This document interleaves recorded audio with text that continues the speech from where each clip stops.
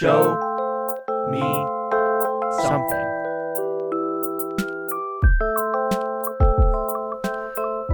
Welcome back to the Show Me Something podcast. I'm Trevor. I'm Jacob. And I'm Will.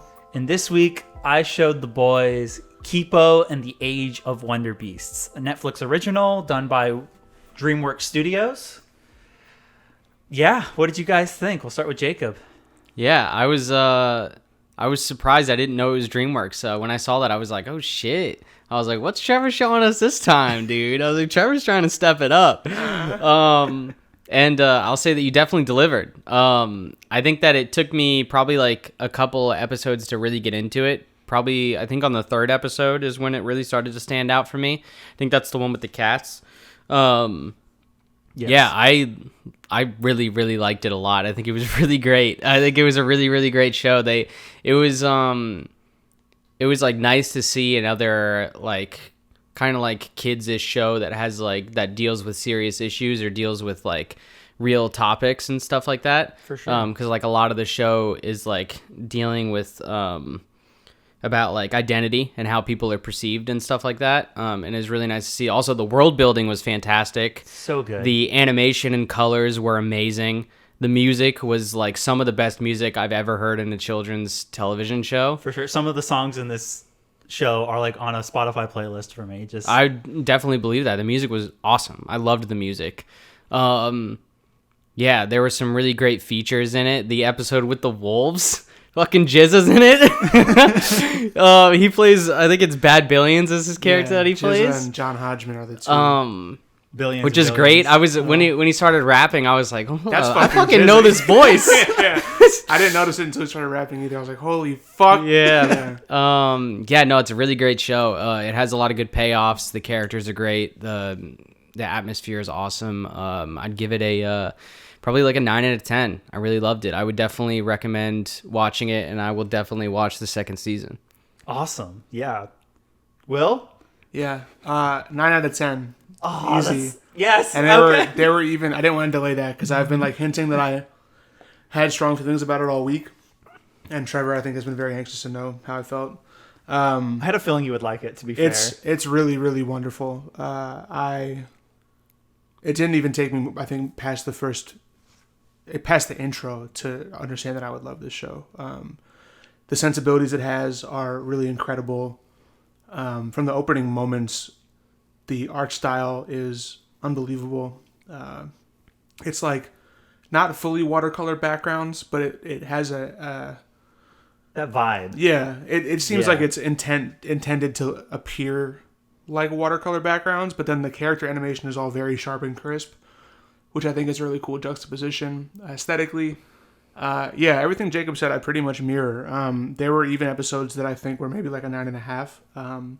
I'm pissed that we did 2 episodes of Black Lagoon and only 1 episode of this. One season, you mean? No, I mean, sorry, 1 podcast episode. Oh, gotcha. I wish we had split this up into 2 so we could really talk about it for like 4 hours versus Black Lagoon, where you could barely get me to talk at all. That's fair. Also, shout out Black Lagoon. No, not shout out Black Lagoon. Still decent. Wolf is how you do Revy. Yes, I agree. Revy is a wolf. You know what? I never even thought of that. That was like my biggest thing this entire time. Wolf sucks at first, but they actually have character payoff for her. For sure. Well, I mean, it's kind of like the same thing with like Toph and Avatar. It's like having like that tough character that's like mean, but like there's another side to her and there's actually reasoning. Right. And Revy, it's like sort of hinted at that there's that side, but it never actually shows up, at least from what we watched. And then it doesn't show up much more than that. See, so I'm not even going to try. But the people still want us to do the Black Lagoon pod. They do. So I can't. I would do an episode. I would do a full pod episode for every episode of this show. I really, truly. We could go back and do it. We're not going to, but I loved it, and it was really great, and it's great timing on Trevor's part because it comes out June 12th. Right. So the second season comes out the day after this podcast drops. So yes, that's why I always wanted to bring this, but then once the second season got announced, and like I finally saw it because I do follow the show on their subreddit. Yeah. I was like, ooh, okay, I got to bring this like right now because it's going to line up pretty darn well with the release of the second season. Yeah. So that'll be good for everyone listening. You can launch right into the second season as well as, hitting up that popularity that's going to be happening around it, hopefully. Yeah, I'm surprised I didn't hear about it. This is, I mean, it's not like my number one wavelength, but like I do try to pay attention to animated television because like Adventure Time is, top 5 favorite shows of all time for me in any genre. And Steven Universe is wonderful. Both of those also have really great music in them, Cobb. That I think you. Yeah, I haven't watched either of those. Yeah. I really haven't watched a whole lot of animated series unless it's stuff that I watched when I was a kid. Yeah. I haven't really gone back that much. Yeah. This has thrown me more into it than anything else. Yeah. It's a really great starting point. I think it's a good example of what animated television can be, as opposed to just looking at it as a kid show. For sure. It's got a lot of really mature themes. There's some stuff that's like pretty fucking dark. But it still made it just to be really light. The jokes are hilarious. It deals with social issues really well, that I won't spoil until we get into the spoiler zone. It also has a very diverse cast too. Super diverse cast. Yeah. Extremely. Yeah. It's a great moment about that too. Yeah. Mm-hmm. It's really fucking great, man. I was like so excited to watch every episode. Yeah, dude, great. Just great pick. I'm so glad that you guys loved it. Like you did it, Trev. You did. Trev, I did it. I brought something. You brought one where you hit it out of the park. Big shout out, Trev. If it's not obvious, it. I do give the show a solid 9.5 to 10 out of 10. I loved this show when I first watched. I watched this when it first came out on Netflix. I happened to catch, I think it might have been like some subreddit that I follow posted an image from this show, and I was like, that looks interesting. And then it happened to come up on my recommended because I watch so much anime on there. They tend to recommend cartoons for me as well on Netflix. And it came up on my recommend. I was like, that seems kind of interesting. Post-apocalypse, more colorful, the whole 9 yards. I'm like, all right, that seems cool. Let me give it a go. And I was blown away that it wasn't more popular. Yeah. The creator, I can't remember his name for the life of me. Radford Seacrest. Thank you. Was very vocal whenever the show first premiered on the subreddits and on Twitter and everything. People asking him questions, answering some questions about even some maybe unclear points about the plots and whatnot, hinting at stuff that he didn't want to give away directly, and saying that. Yeah, I assume a lot of stuff that's gonna come in the next season, just because they do a lot of like tiny little flashbacks to like give you some like taste of like world building like previous character development. Yeah. Absolutely. And he has said, unfortunately, but also fortunately, that this show is probably only going to be 2 seasons. I love that. I don't think that's unfortunate at all. No, it's both fortunate and unfortunate because I'm happy that it's probably going to wrap up, but also, you want more. I mean, it seems like from watching this season without spoiling anything, they could finish it in a 2-season arc. Absolutely. Pretty easily. Right? I mean, it seems like they're at the midpoint of a story. Yeah. This show started out, as a comic that the creator was making. Oh, yeah, and someone at DreamWorks happened to see it and then got in touch with them and like, we want to make a show about it. And then the moment I think they started making the show, he actually pulled the comic down because, or like something along those lines. Like he stopped making the comic entirely and just focused on making the show. And now that's what we have now. There's some changes that happened between the show and the comic that we might be able to get into as we get into the episode, but it's so good. The music's just fantastic. That intro. Can we talk about the intro music just real quick? Yeah. The title sequence music. Yeah. Love it.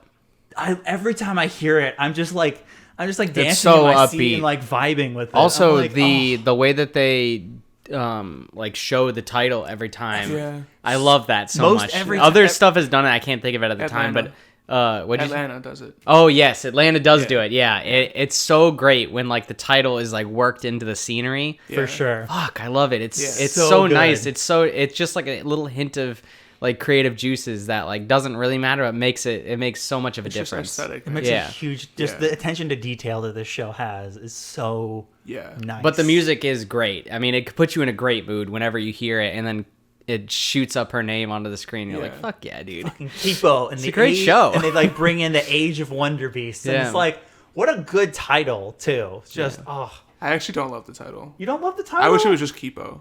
The Age of Wonderbeast. They never say Wonderbeast at any point in the show. Doesn't matter. Yeah. I mean, it's cool. It is an Age of Wonderbeasts. Yeah.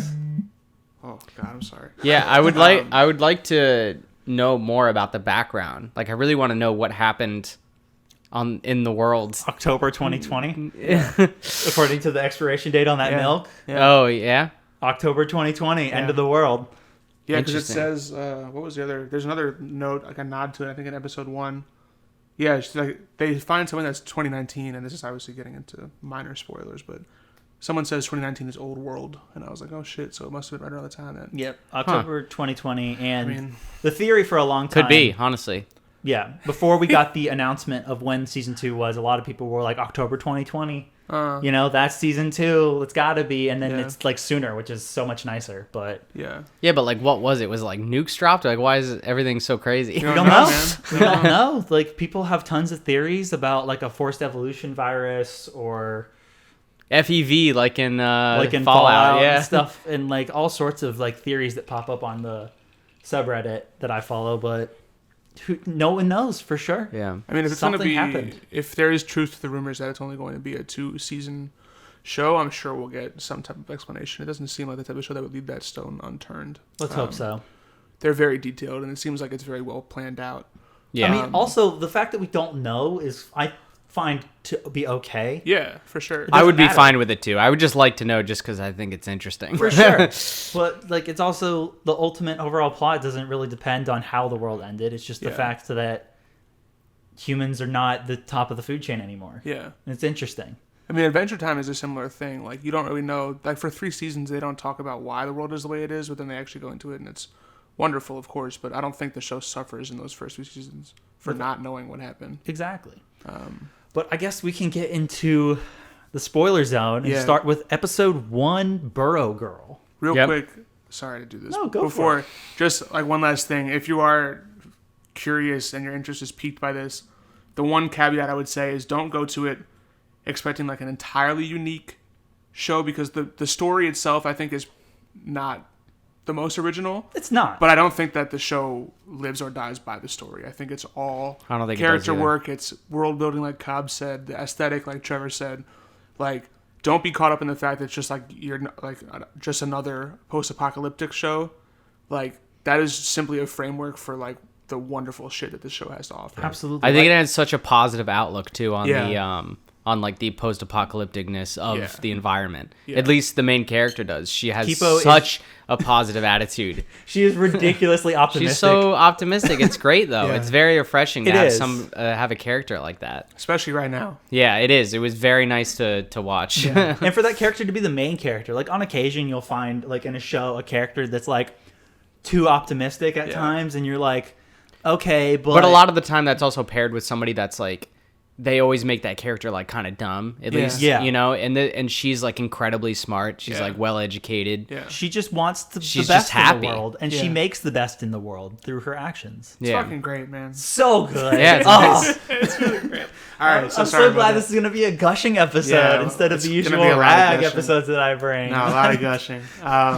You know what? No, I changed my rating. By the end, no. I hate it somehow. No way. All right, so like Burrow Girl, episode 1. So spoiler zone now.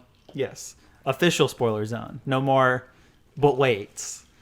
So amazing intro. Yes. I think that every single episode of the show, the like quote unquote cold open before the titles drop, is amazing. It's perfect. Whether it's a flashback or a character tease. Or, I really liked the flashbacks. Like, a lot. Flashbacks were nice. They're so good, and they do such an amazing job of like, oh shit, there's another thing I really want to know about. Like when, like for the flashbacks when they go to Kipo's dad, you know, like teaching her stuff, and it's like, well, I want to spend more time with him, and then like, you know, they do a really good job at building anticipation and absolutely suspense. We cold open on this one to City Skyline. Yeah. That then immediately flashes to City Skyline overgrown. Yeah. Yeah. So like 200 years ago into the present time, which is 200 years later for us in a way. Yeah. We're right into it. Like, she just pops out of that flood and is just immediately like, I'm on the surface. What the fuck's going on? Yeah. And that's kind of where we're at as an audience. Like, what is going on? Like, yeah, I had no idea what was going on. I was like, I wasn't even sure if she was human or not, just because she's a different color. She's purple. Like pink or purple or whatever. And like she talks about how the humans aren't on the surface anymore. So I was like, okay, I guess all the humans are gone. And then you find out more and more throughout the episode that all the humans went underground. either were captured, killed, or underground. Yeah. Or very sparsely surviving. And we see why. I mean, when she starts going through the town and stuff, and everything is all fucked up, and all these monsters are there, which she keeps trying to pet all of them. We see bunny, dude. The bunny. The bunny's great. Great callback throughout the entire season, too. But yeah, they keep coming back. For sure. She tries to, like, get back in, doesn't work. Shout out Mondu. Yeah, she spots Mondu. Shout out Mondu, bro. He's the GOAT, dude. He's so Actually, funny. Dave's the GOAT. Dave's the GOAT. Dave is one of the best comic relief characters. What a great character to come up with. It's so funny. He's constantly evolving and molting. Every time he's on screen. It's amazing. He only has a couple moments of fuck off. Like, for the most part, he's great. I don't even think there's any. I don't think there is. I love it. He makes me so happy. The wolf episode, he annoys me. I don't know. When he takes over as alpha? Yeah. I can see that. Like, that annoyed me, but not even that much. Like, for the most part, Dave is the best. Yeah. But we haven't met Dave yet.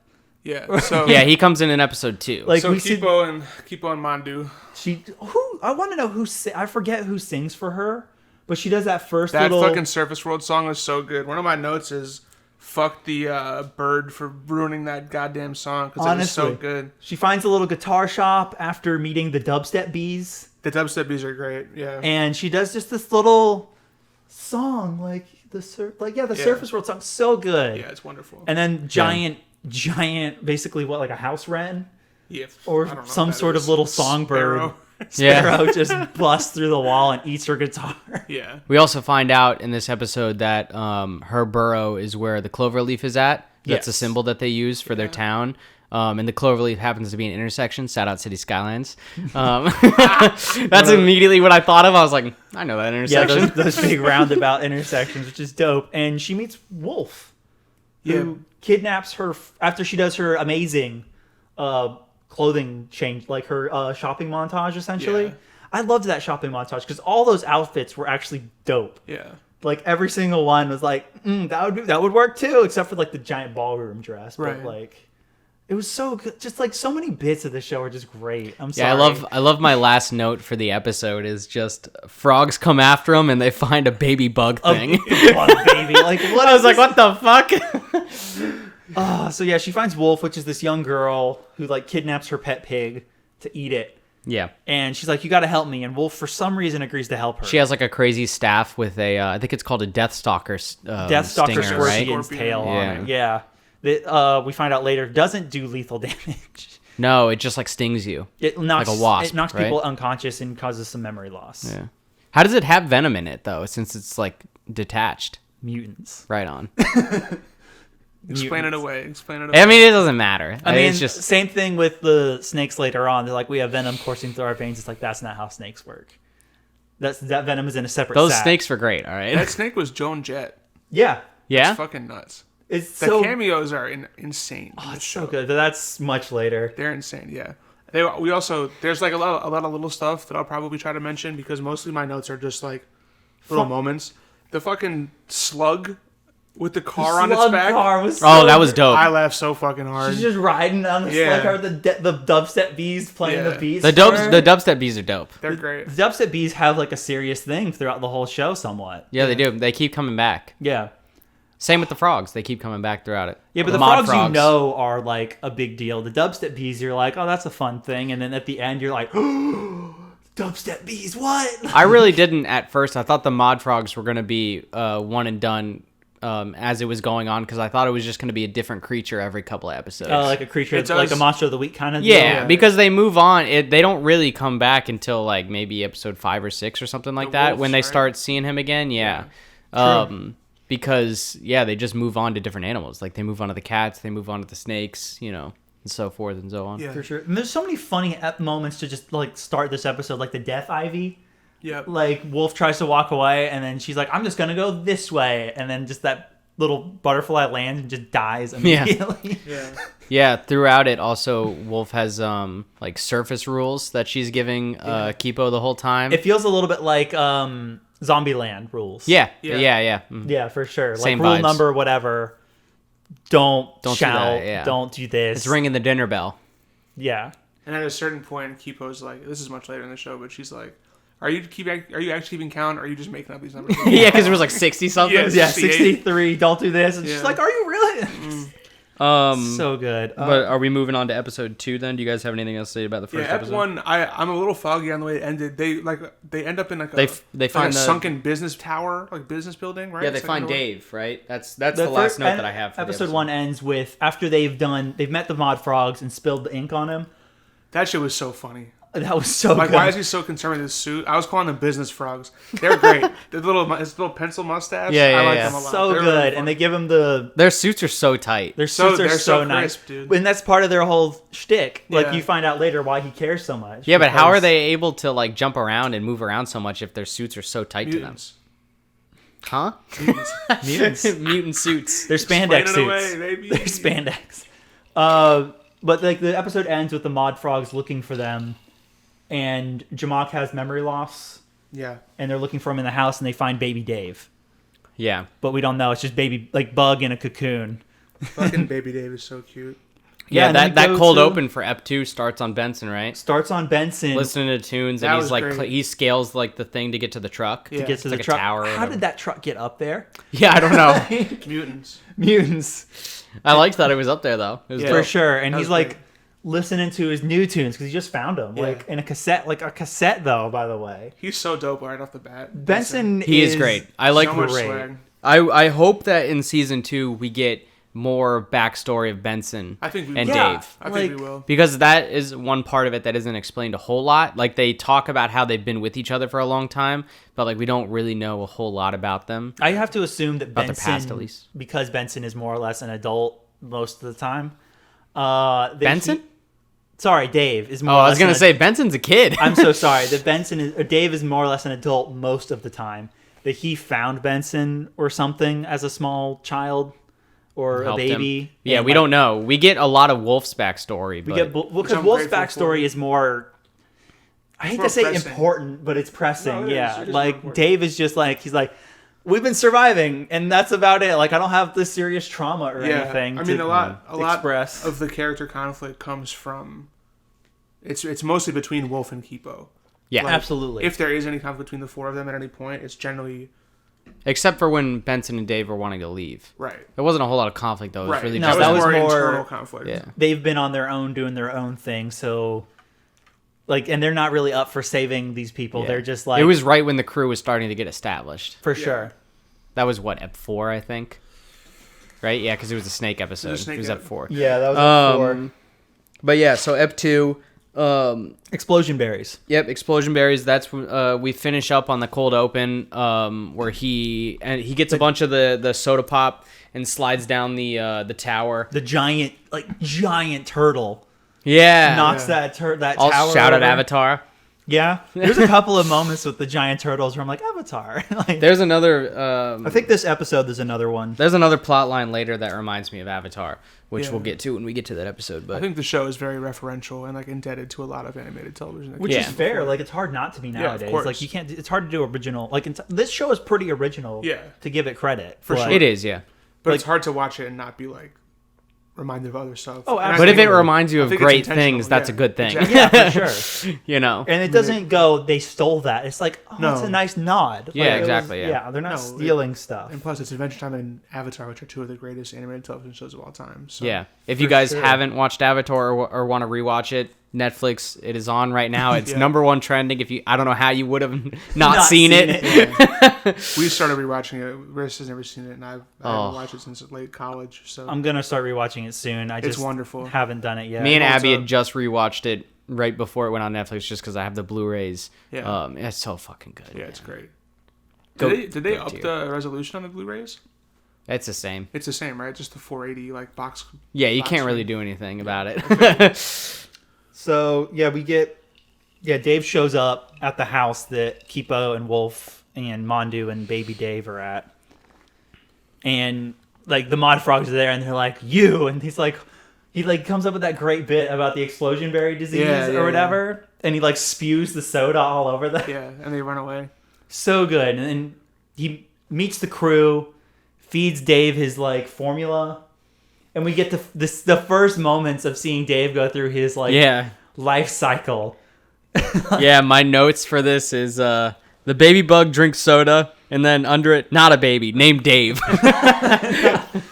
He goes through his toddler and then teenage years. Like his teenage years always last 2 seconds. Because they're the most annoying ones. Yes, the ones you don't want to see. They're there for like a bit, and then it's like, nah, who cares? Yeah. Like his evolution of like his ultimate form, it always immediately evolves out of it right when they need it. It's like the old Dave and like Grandpa Dave is Grandpa Dave is amazing. Grandpa Dave is cool. He like can't hear well and doesn't see anything. He's like, what? Dude, he is so fucking funny, man. Oh, but yeah, he is really missing 2 of his arms in this first episode because they ripped open his cocoon too early or something. There's so much good physical humor with Dave. Oh, so good. I love it. One of them is pretty gruesome, to be fair. When he half of his gets ripped off. No, when half of his face is yeah, ripped gross. off. Yeah, that's what I was thinking gross. of, yeah. And he's just like dripping along as he runs after them. Yeah. The one where he loses his leg and they use a cactus needle. Oh, that's the next and he's episode. just like, every time he's like, it hurts. It hurts. He uses his antennas as his needles too. It's so good. But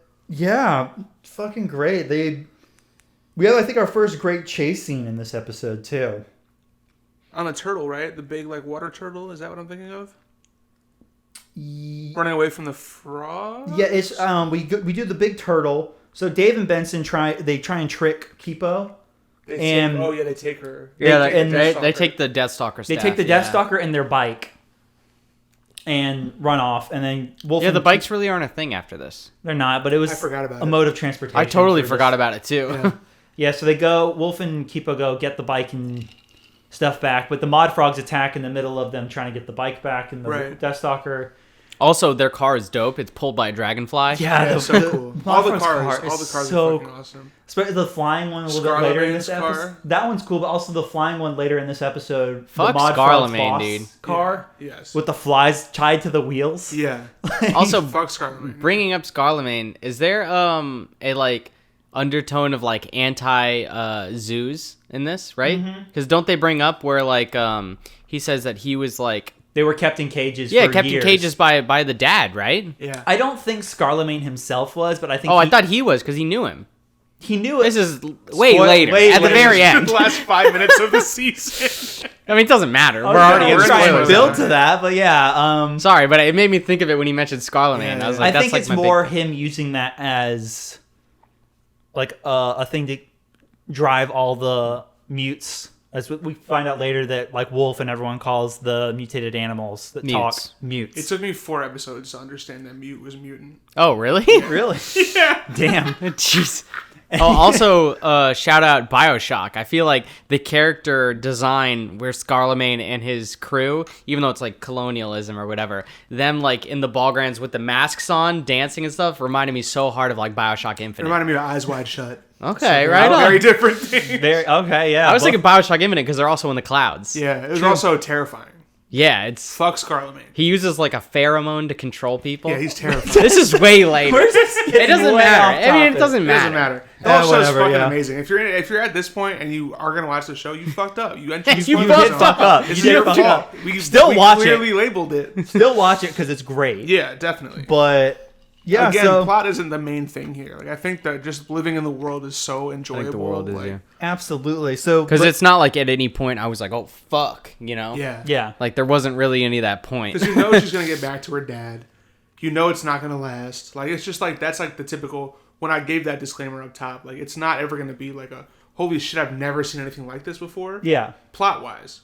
Yeah. Everything else is like amazing. Ultimately, this is a kid's show. It's not like her dad's going to be dead by the time she gets to him. But it's honestly, like, yeah, he's, I think kid show is reductive in general, but also specifically to this show because there's a lot of dark shit. Oh, there is some dark shit for sure. Scarlemagne mind controlling humans and into slavery is dark as fuck. It's super dark. And the shit with it's great. Wolf's backstory is dark as fuck. Wolf's backstory is more fucked up than almost anything else in this show. It is. That was really sad. A lot of Wolf stuff was sad. Yeah, for sure. And we'll get to that. You have to see her work through, and she's so young, yeah. and you have to see her work through it. Yeah. Well, like so much happens in this episode. Because even when that happened, how old was she? She had to have been like 6 Less or than something. 10. Well, Kipo is 12. She's 13. Well, she starts. We don't know how old Wolf is, though. We don't, and she doesn't but even she's know. Little, dude. But she she's younger than little. Kipo for sure. So she's at probably during this. Yeah, she's probably like 9 or 10. But then during the flashback is what I'm saying. She had to be like 6. She had to be like 5 or 6. Horrifying.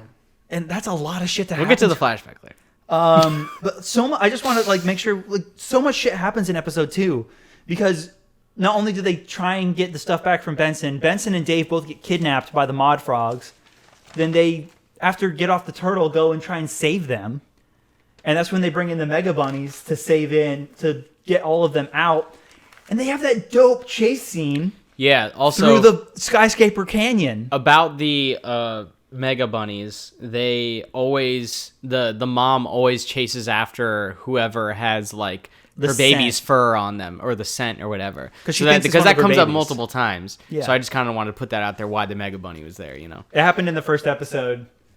For sure, like where Kipo like pets. Also, shout out Yumyan Hammerpaw. Yeah, episode 3. I know. But that's let's go. Let's go. That's where that season. This is where the season was like, fuck. This is like a goddamn good show. This is where it took off for sure. They make it to her burrow by the end of episode 2, and it's just destroyed. Yeah, no one's there, not even bodies.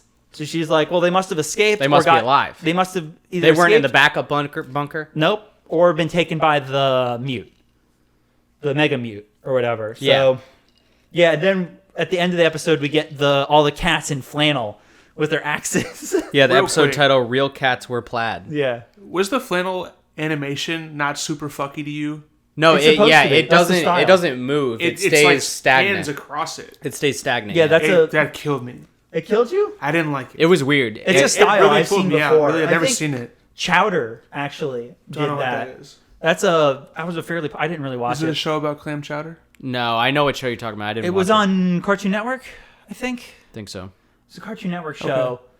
Okay. It's weird. They just like have plaid in the back and then animate over the plaid. Like that threw me off. Like it was way more prevalent in that show, Chowder, where like almost every character's shirt or pants or whatever was the same way. Oh, that's terrible.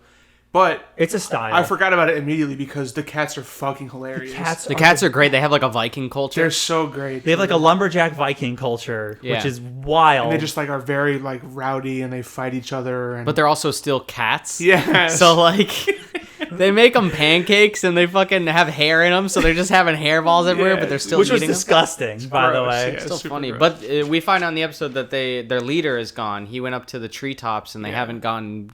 And he went above the canopy. Yeah, they didn't go get him because no cat's ever been up there. So I guess they're just like, fuck it. Yeah, they're just like... But then Kipo's Kipo, so Kipo's going to go try to get it. Kipo is good at rock climbing, and she's very smart. Yeah. Which, okay, sure. And she climbs up to the top of the canopy after trying to get the cats to help her. Because... Yeah. They're also sad because their scratching tree has been destroyed by the Mega Monkey or whatever. The Mega Mute took the scratching tree and used it to destroy Kipo's home. Yeah. So they have a common enemy. So she's trying to convince them to help her fight the Mega Mute. Yeah. And the whole time they're like, we're just going to sell you to Scarlemagne. Yeah.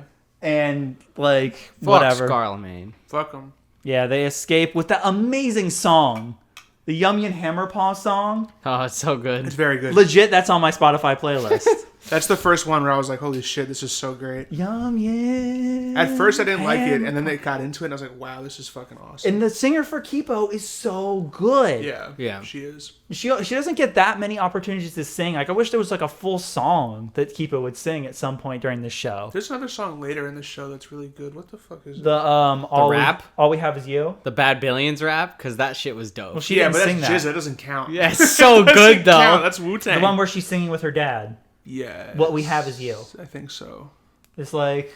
Yeah. It must be that one. Have sunshine. Mm-hmm. Yeah, that was a good one, too. Storm clouds or weather. Yeah. We got each other, and that's even better. It's such a cute song. I have that also on my playlist, but I need to remove it because it's a little bit too sad. It's too like sweet, like when I'm trying to like jam out, and it's like it's definitely not a jam out. Do you know who the voice actor for Yumyan is? I do not. Who is it? Steve Bloom. That's Steve Bloom? Yeah. Oh my god. Steve Bloom voices Spike Spiegel among many other people. He's like a really He's the main character of Cowboy Bebop. Yeah. Oh, I did. Why did I not recognize that? The cast is amazing. The cast of the show is great for sure. They have so I many it was great Steve names. Bloom. Yeah, Steve fucking Bloom. Damn. Yeah. All right. I know. Well, Yumyan's great. So she gets up there, and Yumyan's like basically sulking because he felt bad about running away from the Mega Mute, and he wants to catch a butterfly. Because he thinks that the soul of the scratching tree is in the butterfly. And Kipo's like, fuck off. She's like, that's ridiculous. You're just telling yourself that so you don't have to go down and face the world. And he's like, you're right. And she convinces him. And Charles, the butterfly, is also like, you should go, man. Yeah. It's just... the fact that he talks was so good. But they end up going back down. Oh, also, I don't think we talked about this, but we missed the whole episode pretty much. Yeah, because there's also the flea. What's his name again? Pierre, the flea. He's great. His war parasite? Yeah, his war parasite.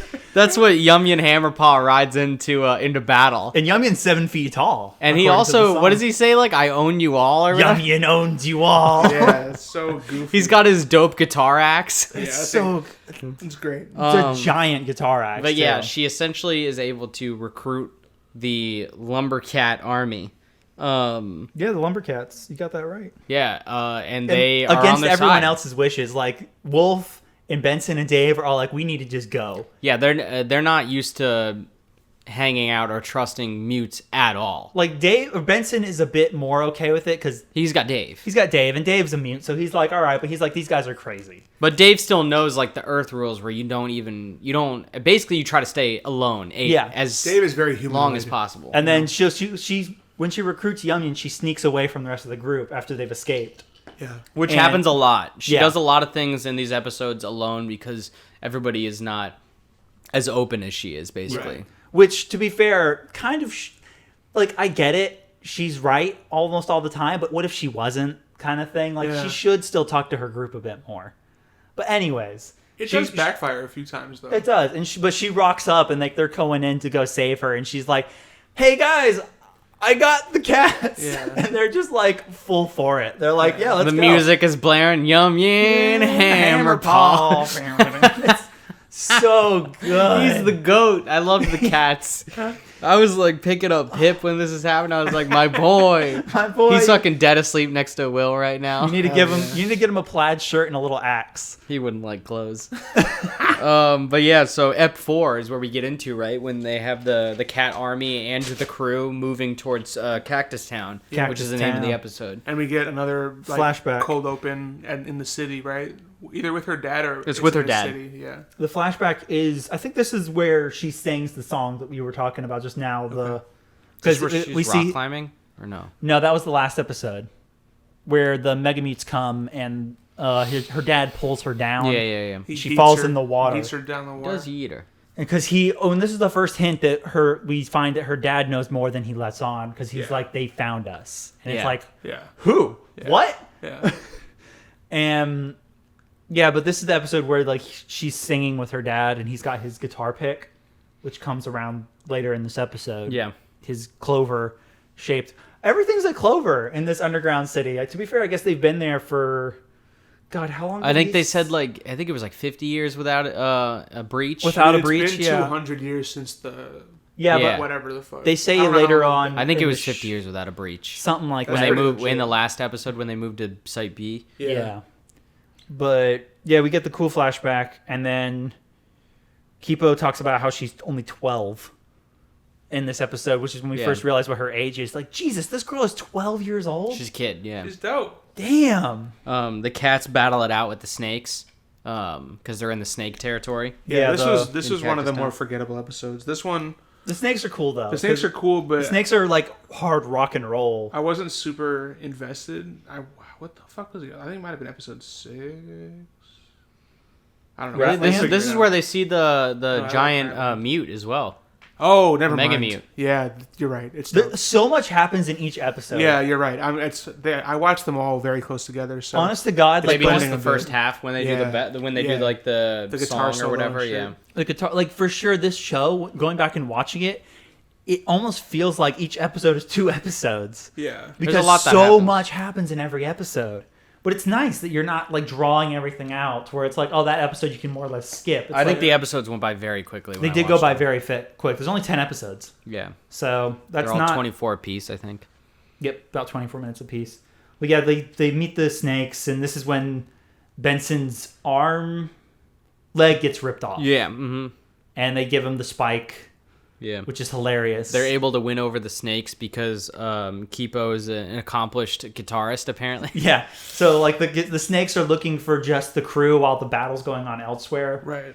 And the one... I think it's the Joan Jett guitarist, or is it her sidekick? I think it's probably Joan Jett. Joan Jett was the main one. The sidekick... Yeah. Was the sidekick anyone special? I didn't notice her name. I didn't recognize her name. Okay.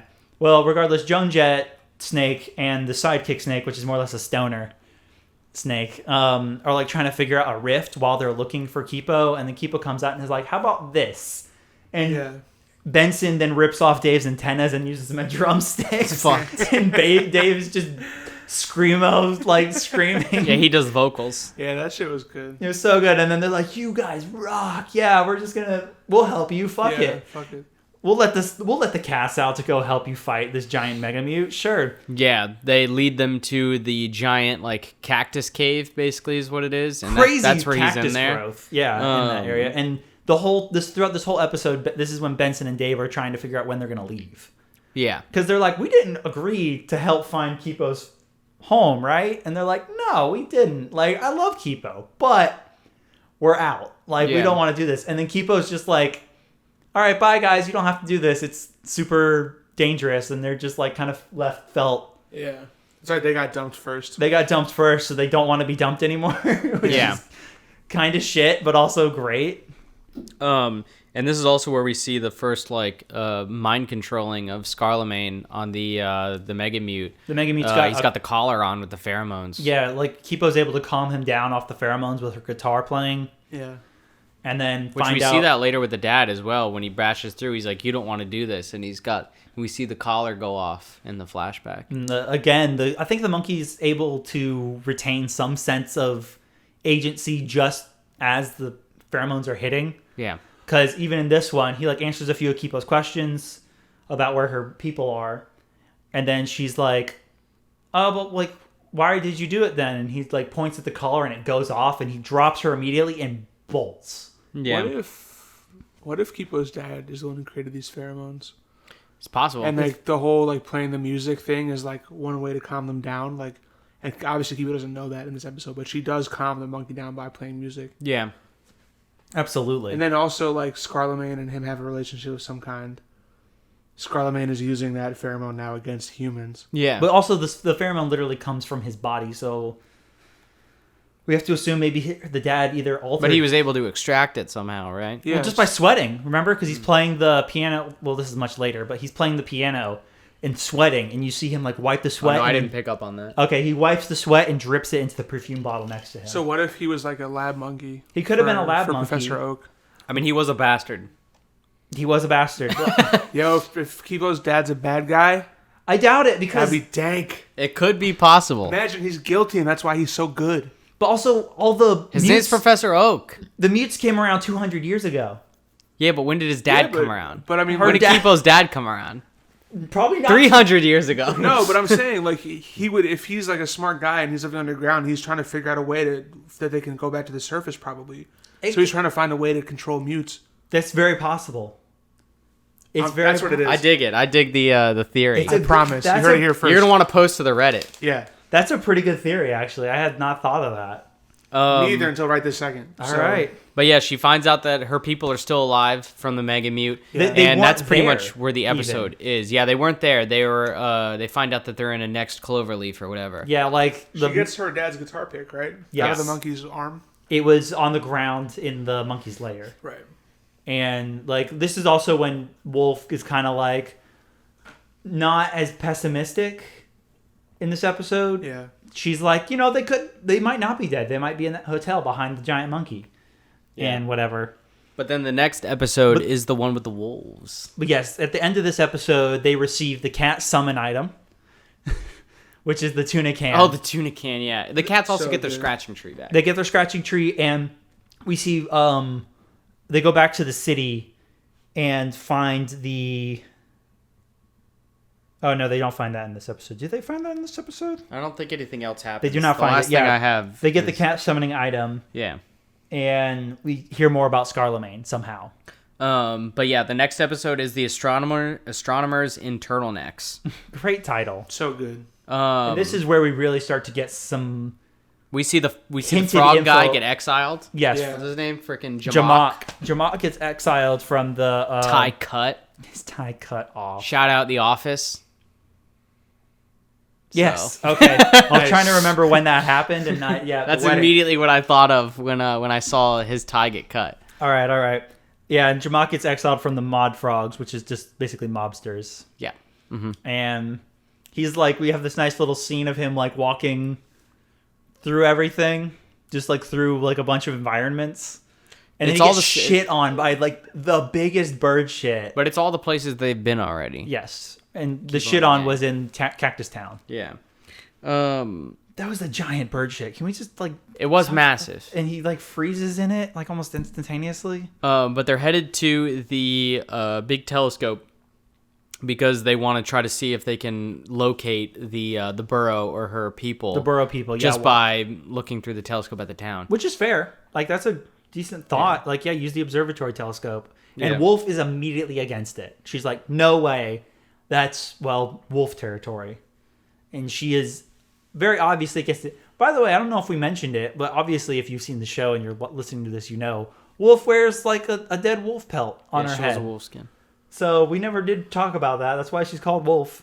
They don't ever show what happens, right? But like that's the fucking skin of her sister, basically, right? No, it's her mom.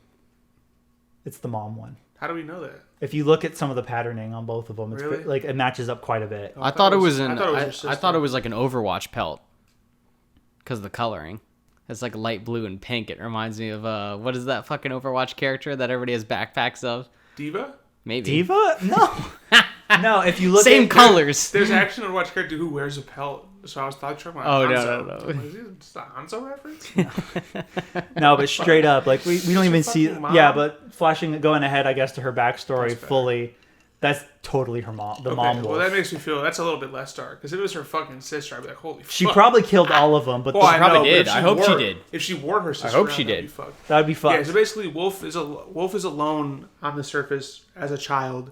She's taken in by a family of wolves. By wolf pack, yeah. Wolf What- mutants. Yeah, we find that out Or like, what, the like- second to last episode is when we find that out. That's fine. We can talk about it Yeah. now, though. But It's I thought fine, it was whatever. in this episode. No, we see the flashbacks She's just of that. angry this whole time? She was angry, and we find We see it way later. we see it. Yeah, the second to last episode shit, is when my the bad. flashback. No, go it's ahead, fine, finish- dude. If you want yeah. to talk about it now, we can talk about it now. I just forgot. I honestly thought it was this episode. So She's just mad at wolves, and like Kipo assumes at the end, like, you had another pack before us. They were wolves, right, weren't they? And she's right, like, right. yes, and that's all you need to know. yeah. So we do find out later on.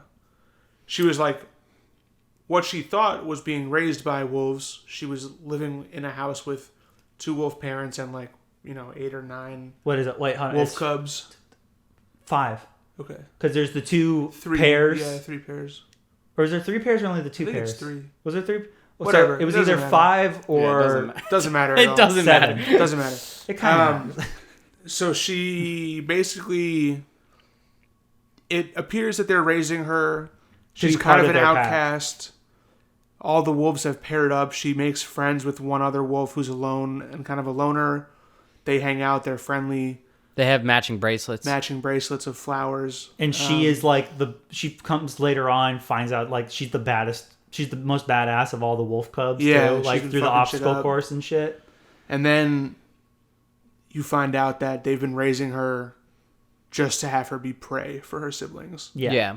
And they're like, and she's the most intelligent prey you've ever faced, because it's their sister, their sibling. Yeah, their sibling, like And then she has to like just straight up run away and avoid this family. being killed by her family. by a wolf pack I as mean, a holy small child. Fuck, that's the darkest thing in the whole Oh, show. it's so dark, but she definitely kills her mom. Yeah, for It's sure. totally She kills- I her think she mom kills wolf all of them. pelt. Yeah, but she wears Bare hands. it's not explicitly stated, but yes, the mom pelt.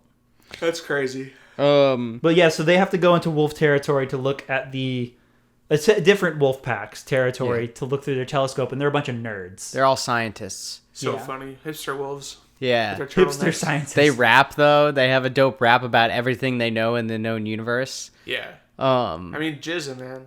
yeah. And Jizza Did you loves science. did you see on the wall the reference to Old Dirty Bastard? No. When she was walking down the hallway to go to the telescope, on the wall, one of the people's name Old Dirty Billions. Fuck Fucking shout out ODB, homie. It goes like billions, and then old dirty billions. And also, shout out to John Hodgman, who's the other main wolf, who is a wonderful man.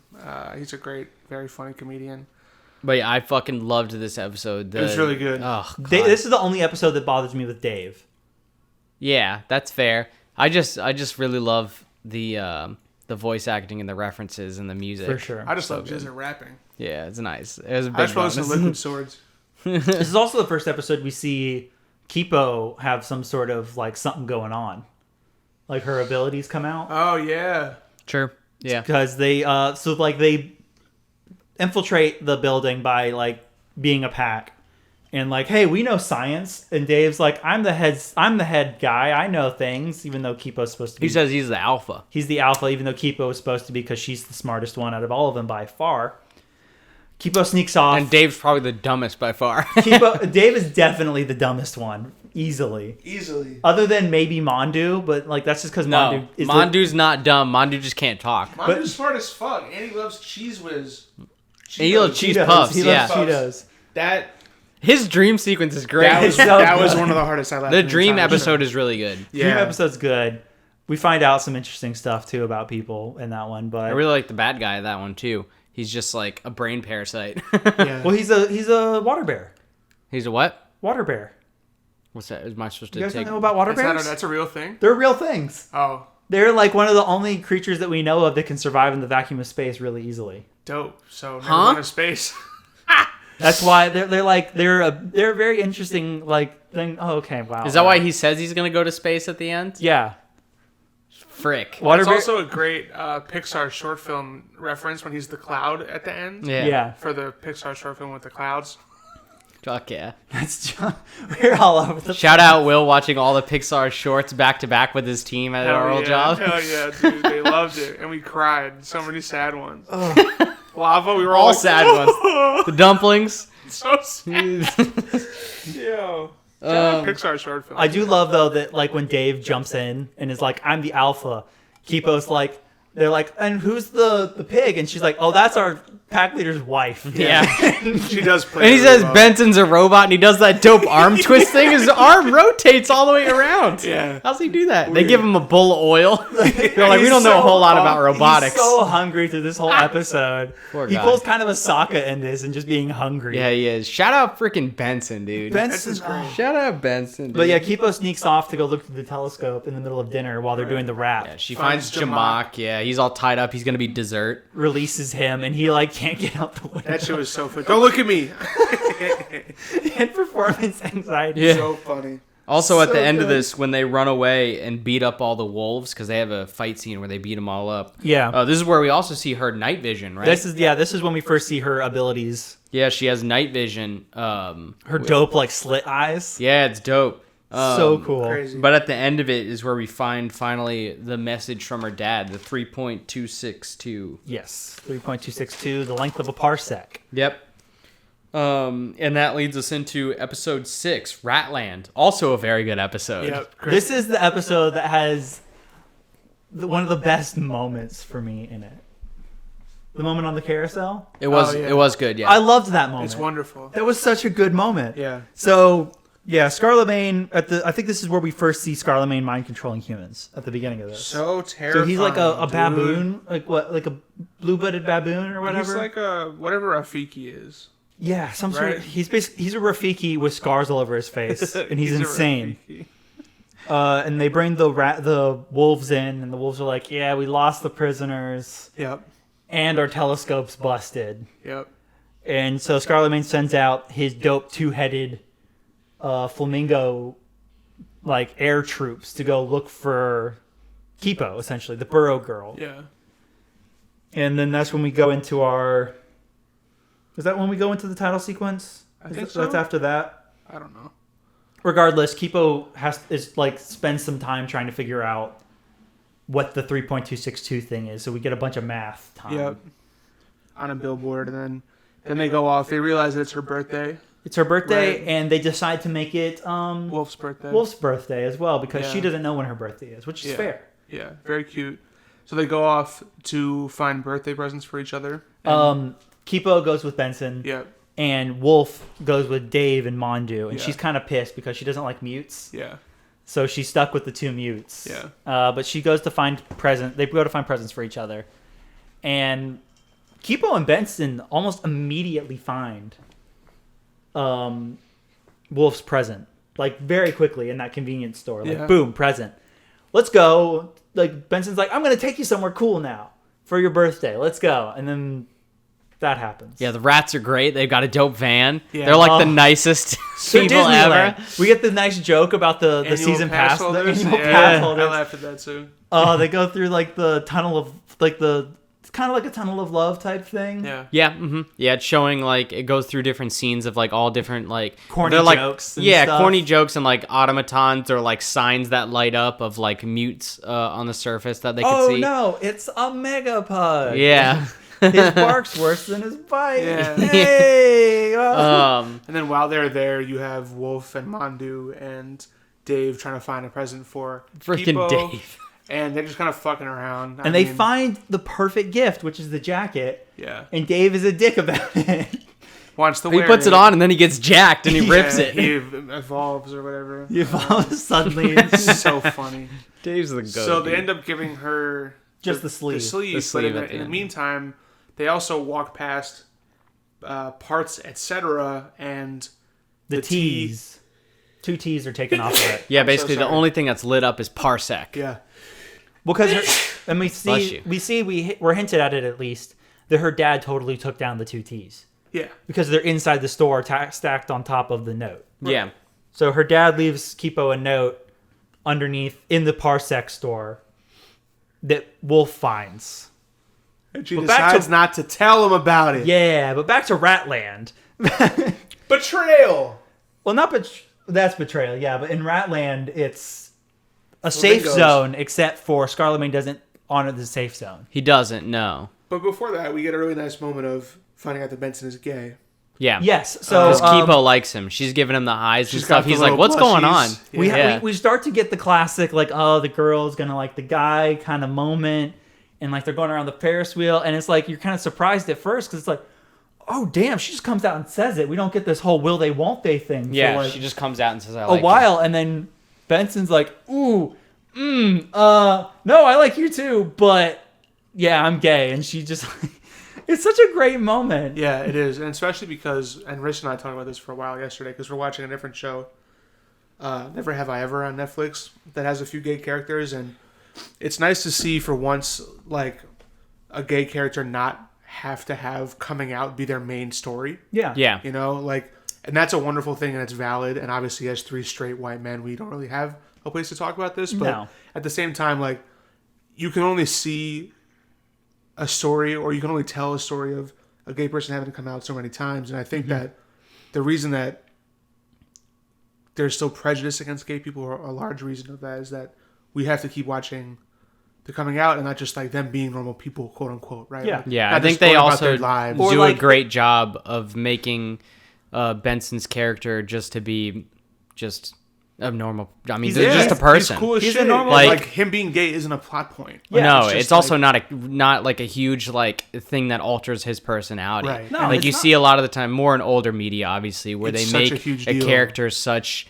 like a stereotype, and they don't do that with Benson, which is really if it's not a huge plot point of the person coming out as gay and they're just gay from the get-go, right, then it's like they're like obviously gay kind of situation where it's like they have the overly flamboyant and that, like, I hate to say the accent, but there's like sometimes they're portrayed with the stereotypical voice. The stereotypical voice. Yeah, it's nice to just have them normalized. And he's just like a dude. Yeah. He's a dude. He just happens to like other dudes. It's like, all right, cool. That type of representation is super important. And I think it is hope to see a lot more of it moving forward. But it was like really well done, tasteful. It's not like making a big deal over the fact that he's gay. No. It's just like, oh yeah, I'm gay. Like, I love you too. But they bring it up and they move on. And and it only ever comes up again like right at the end. And one other time. And in the dream sequence. In the dream sequence. Yeah. Like his pool's filled with all dudes. Yeah. It's just all like hot dudes. And it's like, all right. Yeah. I mean, that's fair. There's a bunch of shirtless dudes. And they're doing like Dave's just constantly molting. Yeah, Dave's just molting. So good. Dave is amazing. Yeah, anyway, that's a great moment. The greatest. Because I love it's like almost like a fake out. that they pull, because like Kipo's like she's getting older and they're like talking about changes with her because she's getting her like superpowers essentially. Right. And by the way, speaking of that, real quick, call back to the comic. She didn't have powers in the comic. Oh, really? Wow. DreamWorks That's was a big like, change. DreamWorks was like talking to him, was like, she needs something to make her a little bit more special. Huh. And powers. That fucking arm at the end is so dope. Yeah. It's cool. So Benson shit. and Kipo are getting chased by the flamingos. Yeah. While also Wolf and Mondu and Dave are also getting chased. And of course, the moment they start getting chased, Dave goes to old man Dave. Yeah. He just freezes, falls over, and then comes up out of his skin. And he's just an old man, but it's so good. But yeah, when they're able to meet back up with the other side of the crew, with Dave, Wolf, and Mondu, they exchange their gifts.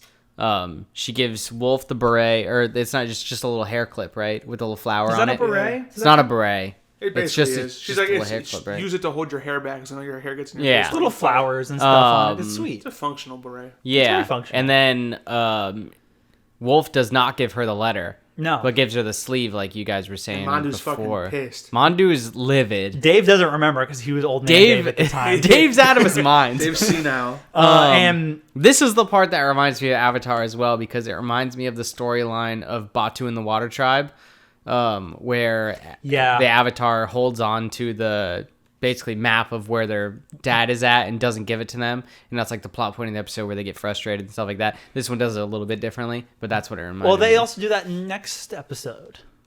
Yeah, it happens in the next episode. I'm just saying, like this, like little storyline for sure. Arguably, though, for me, one of my least favorite episodes of Avatar.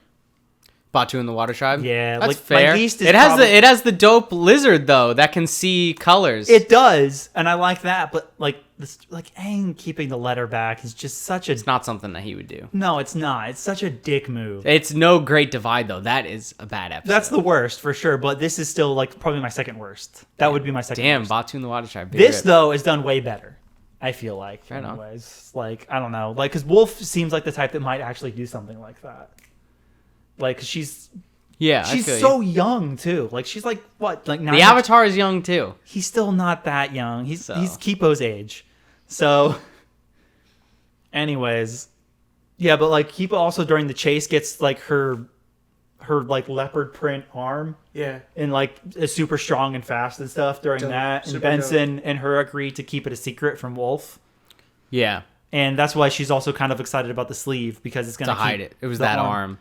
Keep the arm hidden if it comes up because the hair goes away, which is weird. And she does bring up later. It's like, where does the hair go? Yeah, where does it go? She's like, my arm gets all hairy. Where does it go? And she's just like ranting about it to Jamak, and he's just like, fuck, I don't know.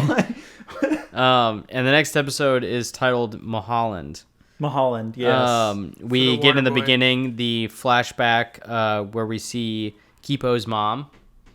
Possibly. Yeah, we find out that is not 100%. It may or may not, but like if it is her mom, we find out Kipo is also, I guess, biracial would be the term. Yes, Trevor. I'm trying to be white mom and black dad. Oh, I thought she was Asian. Asian. Yeah, she's Asian. She's Asian. Still biracial. No, I know, but that's what I'm trying to get at. Is like she's got. I think they imply Korean mom. Not sure. Black dad. I don't know. I thought I was just like I was bringing it up. I thought it was biracial. Yeah. It was good. It was cool. Dope. And she's purple. It's also where she gets her hair from. She is purple. Yeah, they have the same haircut. Yeah.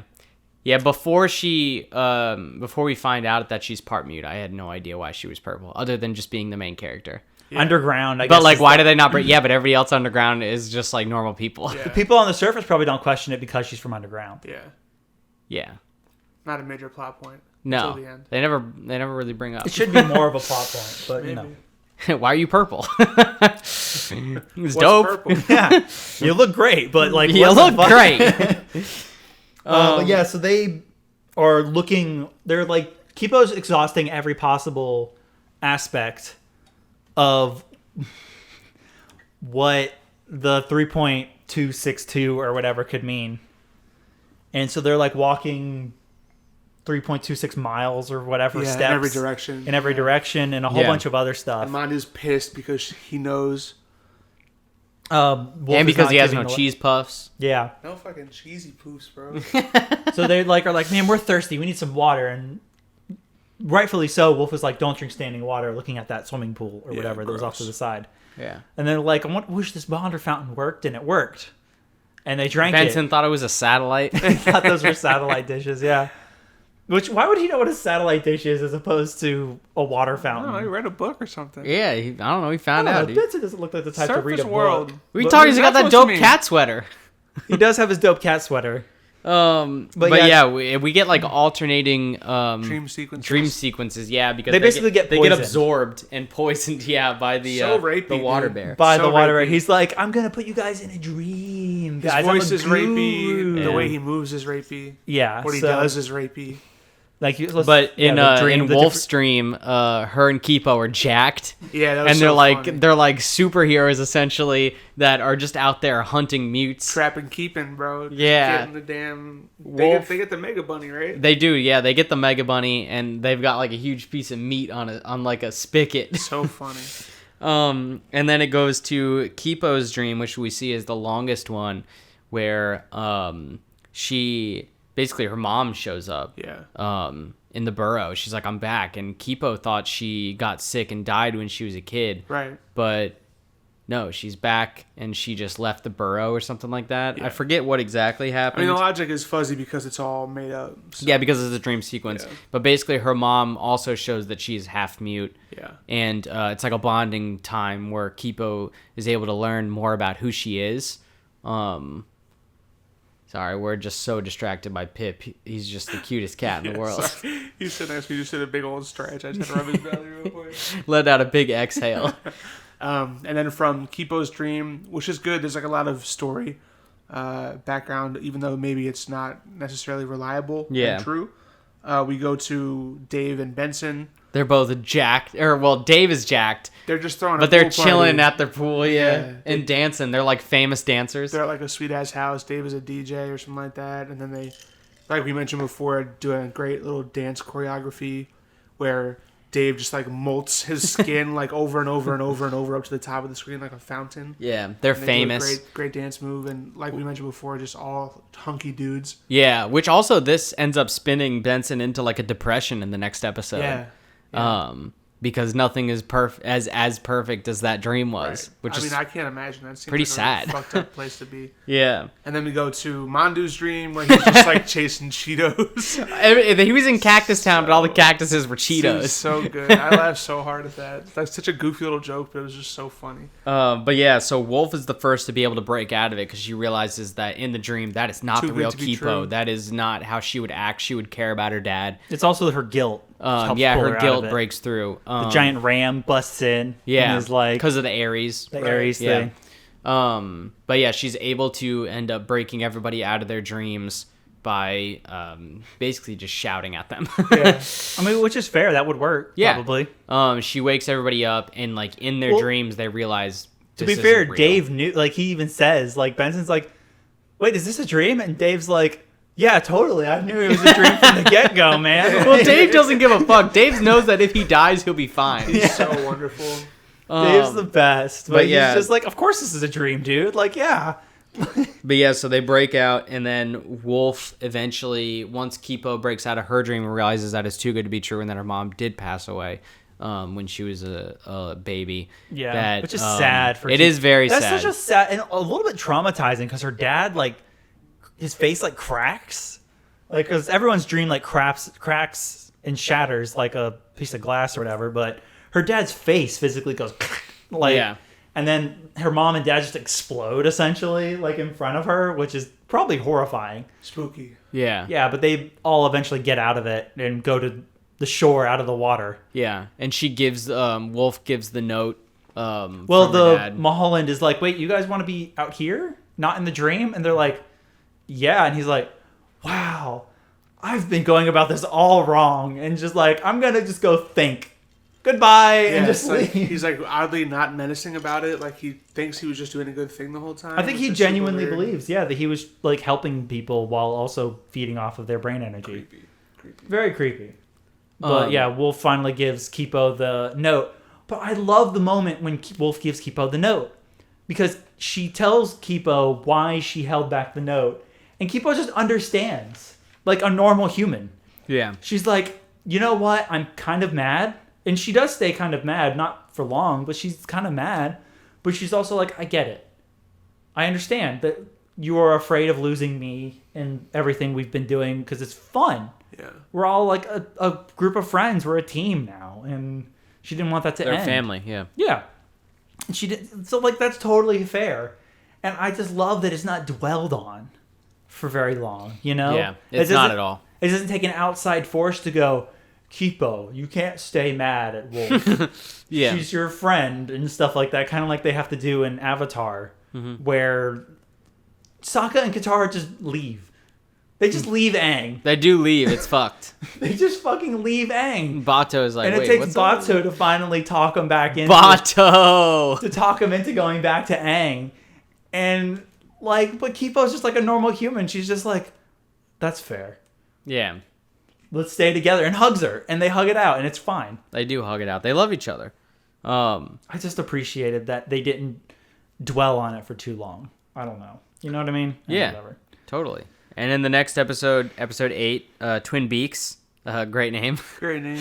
Great name. Great reference. I love We this see Scarlemagne holding a mute rally where he's trying to get everybody to hunt the Burrow Girl. Kipo, yeah, and Jamak, who has learned nothing, we find. Yeah. Goes to this meeting but hides in the background and is like, ha ha ha, I'm going to capture her again, even though she helped me. And get like the second most powerful position of power in all of Las Vistas or whatever. Mm-hmm. Which I assume is a cross of like Los Angeles and something else maybe. Las Vegas? Las Vegas and Los Angeles. I just thought of Las Vegas. Might be Las Vegas, but it seems too big of a city to be Las Vegas. Maybe. Not enough casinos. They'll burn down. They built skyscrapers instead. I think it's more of a Los Angeles vibe to me. We see the dope raccoon jazzercisers. The raccoon 80s they're so fitness good. people. Oh, they're so... The guru one's fucking hilarious. Basically, they're all pacifists because they don't want to fight their own battle. Yeah. There's one who's voiced by Betsy Sidaro, who, again, is a really funny... Is that the Giant Jacked one? Or is that the smaller one? Jacked one? Who's got like kind of a crazy sounding voice. It's like kind of deep but feminine. A little, yeah, maybe. Yeah, I don't know. She's great. So good. Like, so yeah, they're following the map that the dad gave them. Yeah. And they find the giant nose that's on the map, which I guess is it an actual nose or was that like a taco thing? Was it a nose? I never actually really... I thought it was a nose. Was it a nose? Okay, I thought for some reason it ended up being a taco, but but yeah, so this whole episode, lunchbox. They see the lunchbox with the Aries symbol on it, and it falls Fucking into Dave. the dump. No, it doesn't fall. Dave eats Well, he eats it. Dave goes up to get it and doesn't realize his own strength and fucking tries to throw it down and just fucking cannons it off the top of this thing. Because he's trying He's got to a hell of an arm. Dump. He's trying to like force his evolution to the big buff and all guy. he got was the one He arm. got the one arm. So he just bounces himself up with Which one he arm. has just the one arm for like half the episode. Most of the Yeah, it's so episode. good. Actually, almost the entire thing, because after he gets the one arm, The guy says you're so much more balanced. and then he immediately turns into old man. Yeah. And he's just And the like, guy's just like, that was weird. he's like holding it, and he's like, oh, that.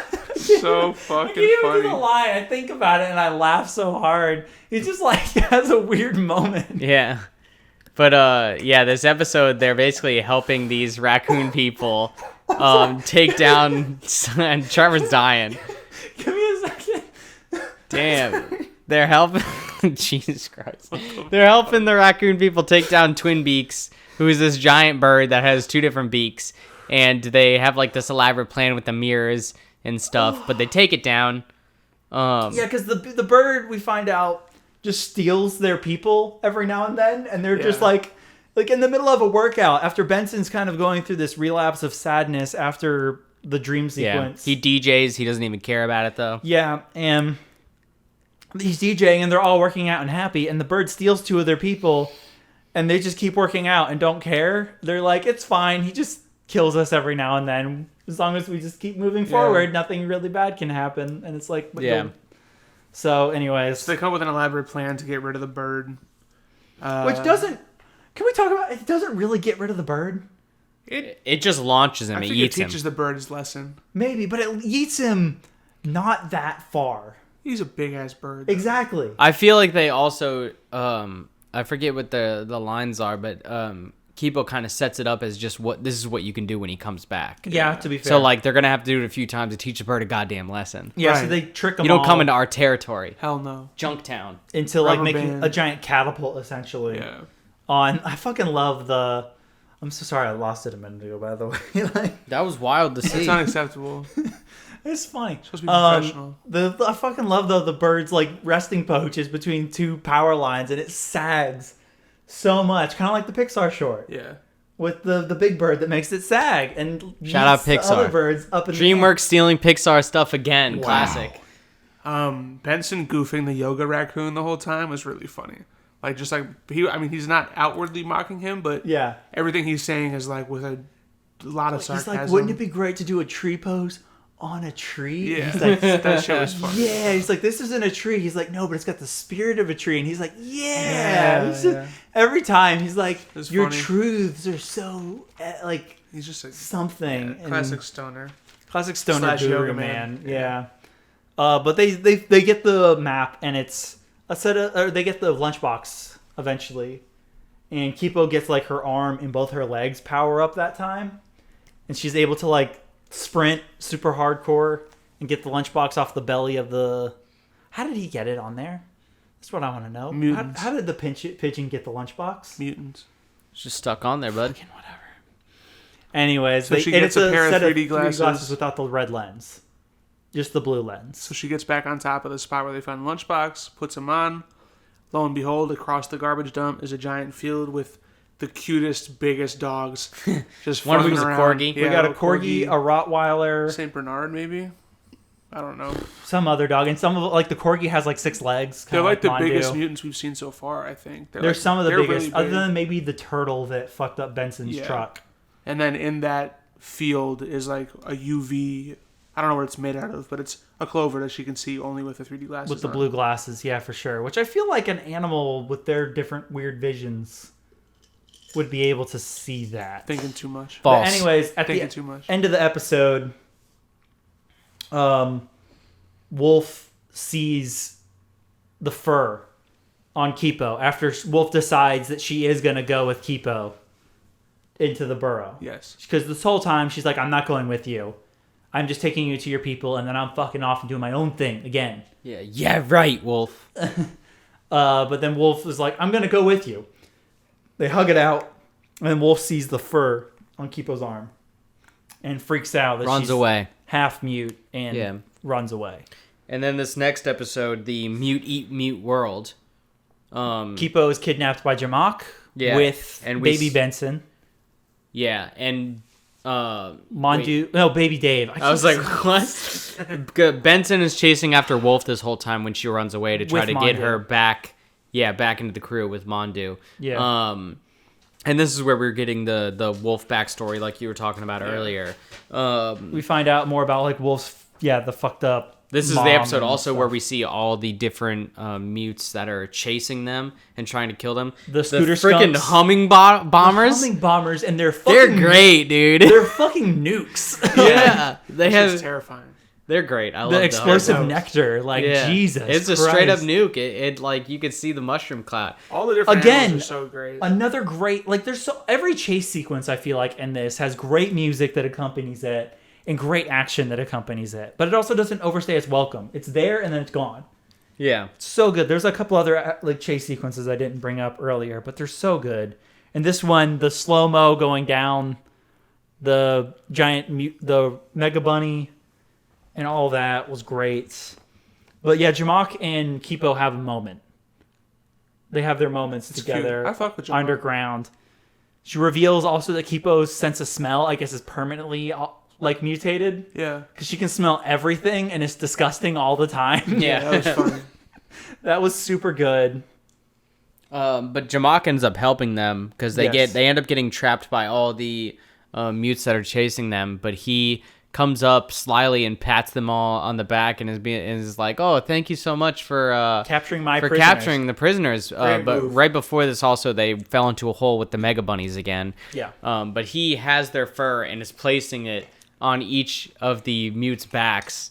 And basically, the Mega Bunny jumps out and starts attacking them. They're able to escape because of this. They're able to escape because of that, and they we get like a mini turning point of Jamak. Yeah, we get that dope little like scooter sequence down the back of the Mega Bunny, and then that's when the nuke goes off. Yeah, and they fly away. It's such a good action sequence. I love it so much. But yeah, Jamak lets him go, and that's it. Then we get Ep-10. Oh, and the spy, the spy bee. This is when we see that the dubstep bee has actually been a spy the whole time for Scarlet. And Scarlet kills it though. I don't know if you guys noticed. I didn't. Scarlet's bad, dude. When Scarlet, after the bee like got a scar. When the bee talks to Scarlet and does his dope little hand puppet show to show that Jamak let them go, Scarlet slams his fist down, and when he pulls his fist up, he's got like a stinger in it, and he pops it out and throws it off. So he totally killed that bee. Rip. Big rip. I'd only noticed that on my second rewatch. I didn't notice that on the first go. I did not notice. But yeah, he definitely killed it. Beginning of Ep-10. Last episode. Beyond the Valley of the Dogs is what it's called. We get a flashback of 10 days prior to in the burrow. Yeah. From the people's perspective, like everybody else. Not Kipo. Kipo's out at that point. Yeah, this is when we find out that once they get into the bunker, there was actually a secret tunnel at the back of the bunker that led to Site B. That the mayor or whatever, whoever this guy is, the leader, the overseer. Yeah, he's an overseer. He's kind of a bastard. He's kind of an asshole for sure. We don't see enough of him to really judge if he's actually an asshole or if he's just in a stressful situation kind of situation. Yeah. You know what I mean? But he's basically you guys all have to come, even though her dad is I need to go to the service to find Kipo, and he's you should have thought about that before you broke protocol. Yeah, why? He's I sent Kipo out through the aqueduct, and he's why the fuck did you do that? He's bad move, homie. Yeah, we have Site B.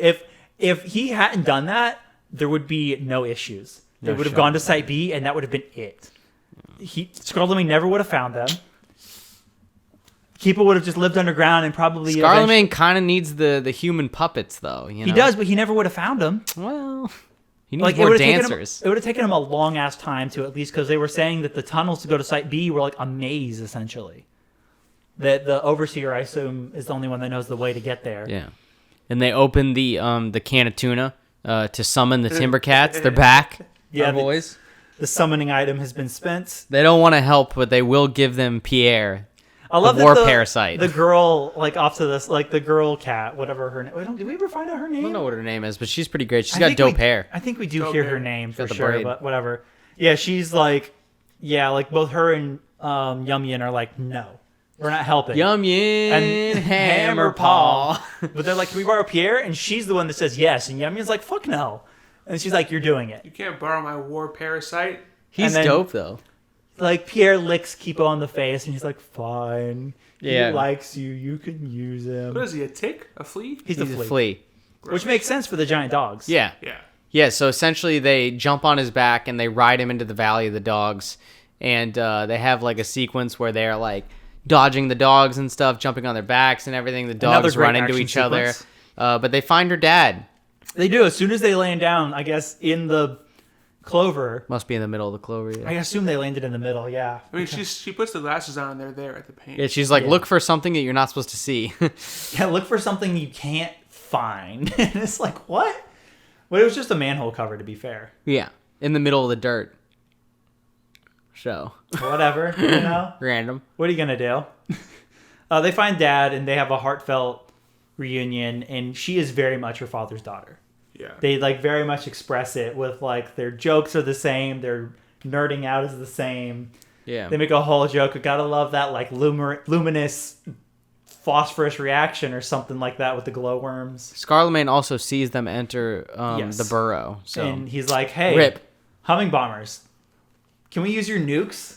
And they're yeah, sure, I guess. Yeah. This is also afterwards we see the burrow people meet their the crew.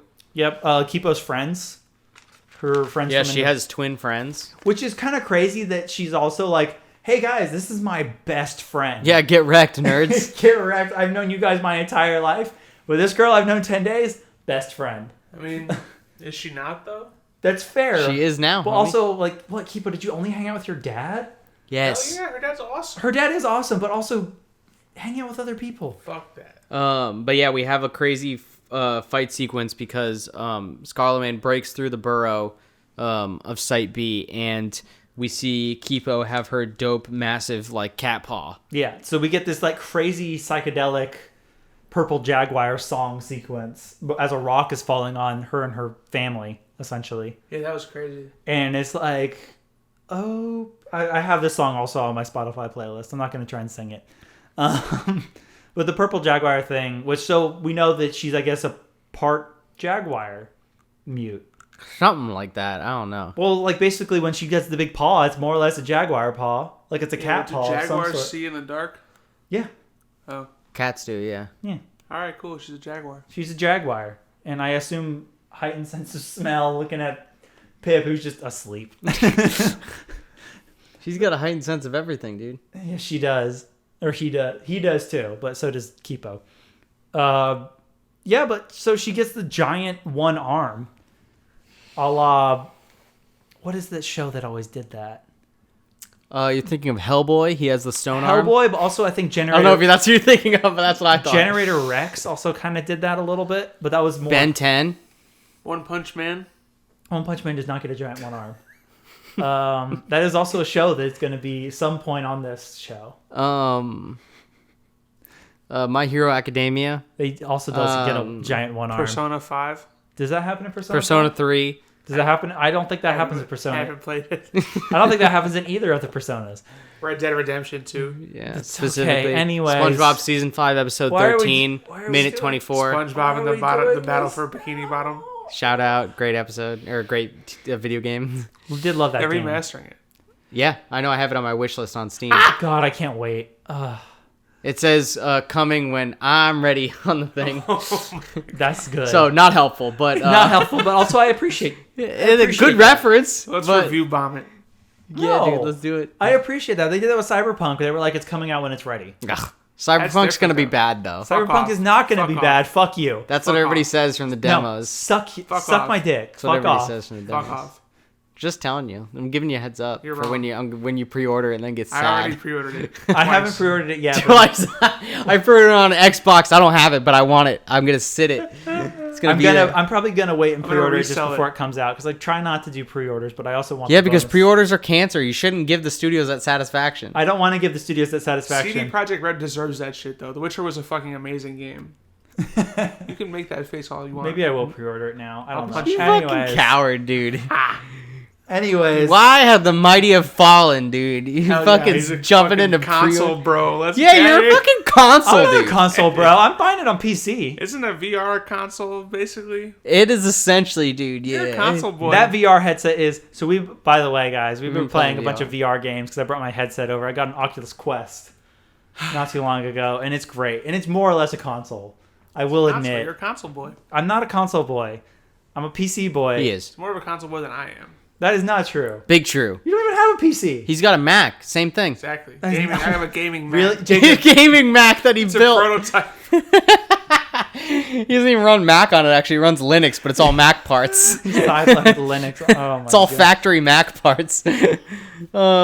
But yeah, so that's essentially the episode, right? The Kipo Good ends fight up scene. getting one of the flamingos, and that's where it ends because So- her dad gets taken. Rip. Yeah. Well, also, Benson Benson- saves the cute boy. Benson meets a cute boy who likes the same music as him. Yeah. And then saves him. Dave actually gets his powers out when he wants to. No performance anxiety. No performance anxiety this time. He For like 2 seconds. and then Benson works, jinxes him. Benson calls it out, and he's Yeah. like, "Yay, Dave!" And Dave's like, "You shouldn't have jinxed." Grandpa Dave. Oh, I love his moments. Best version. Grandpa Dave is great. But yeah, so Kipo actually gets kidnapped with her dad because this is when we find out her dad knows Scarlemagne. Because they're Yeah, we already mentioned that chit-chatting. Scarlemagne's real name is Hugo. Do you guys remember that? Like No? the Martin Scorsese movie. Yeah, whatever. Shout out.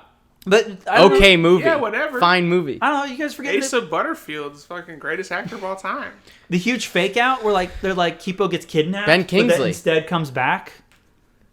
Remember? No. Yeah. Like what's the guy? The guy Wolf that plays Cries? Oh my Borat, God. and the guy that plays Sacha Baron Cohen. Yeah, Sacha Baron Cohen's in it.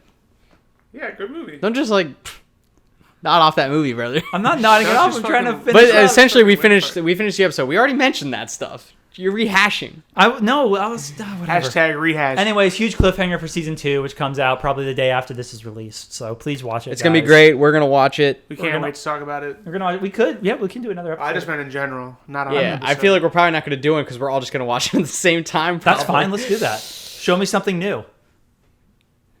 That's not the format. It's not the format, but I also want to talk about it. So. Does anybody have any final thoughts? No, great show. You guys should go watch it. If you made it all the way through without watching it, you fucked up. But Pretty also bad. still But go also watch the it. plot's not a huge deal. It's just a great show Just overall. watch it. It's Go great. watch it anyways. Yeah, for sure. Thanks for everyone showing it, man. Thanks you guys for watching it and loving it. I'm glad I finally brought something everyone liked. Hell yeah. And yeah, guys, thanks so much. Peace. Bye.